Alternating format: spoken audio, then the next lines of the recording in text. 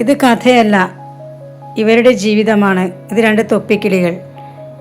എൻ്റെ മുന്തിരിവള്ളികളിൽ പതിവായി വന്നിരുന്ന് കിന്നാരം പറയുന്നവർ അന്നും പതിവ് പോലെ ഞാൻ കണ്ടു. പതിവിനേക്കാൾ വിപരീതമായി ചൂടേറിയ ചർച്ചയാണ് രണ്ടുപേരും. എന്താണാവോ ഈ ചർച്ചയുടെ കാരണം? എനിക്ക് ആദ്യം ഒന്നും മനസ്സിലായില്ല. ഞാൻ അവരെ വീക്ഷിച്ചുകൊണ്ടിരുന്നു. അവർക്കത് മനസ്സിലാവുകയും ചെയ്തു.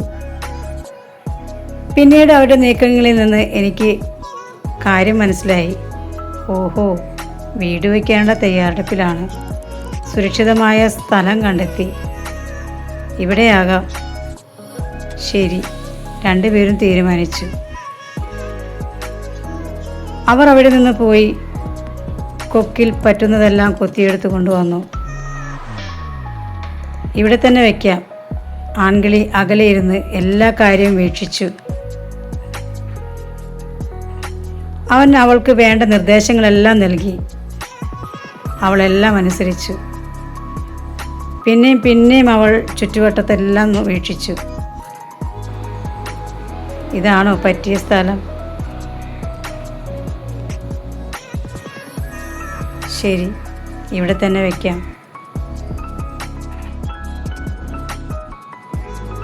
അവർ പിന്നെയും അവിടെ ഇരുന്ന് നോക്കിക്കൊണ്ടിരുന്നു. ഒരു വീട് വയ്ക്കുമ്പോൾ കുറേ കാര്യങ്ങൾ ചിന്തിക്കണമല്ലോ. അതുപോലെ തന്നെ അവർ ചിന്തിച്ചുകൊണ്ടേയിരുന്നു. പരസ്പരം എന്തൊക്കെയോ സംസാരിച്ച് സമയം പോയി. എൻ്റെയും സമയം പോയി, അവിടെയും സമയം പോയി. ഒരുപാട് നേരം അവരങ്ങനെ ഇരുന്നു. ചർച്ചകൾക്കൊടുവിൽ തീരുമാനമായി, ഈ മന്ദിരവെളിയിൽ തന്നെയാകാം വീട്, അല്ലേ? ശരി.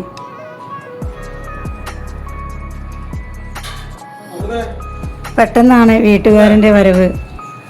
അദ്ദേഹം അറിയുന്നില്ലല്ലോ അവരിവിടെ വീട് വയ്ക്കാനുള്ള തയ്യാറെടുപ്പിലാണെന്ന്. ശബ്ദം കേട്ടതും അവർ ഭയചകിതരായി. ഇനി എന്തു ചെയ്യും? കയ്യിലുണ്ടായ നൂലും താഴെ വീണു. ഇനി ഒന്നും പറ്റില്ല. പിന്നീടാകാം. അവരവിടെ നിന്ന് ദൂരേക്ക് പറന്നുപോയി. അന്ന് വൈകിട്ട് വരെ ഞാൻ അവരെ പ്രതീക്ഷിച്ചു. വരുമെന്ന് വിചാരിച്ചു. വന്നില്ല.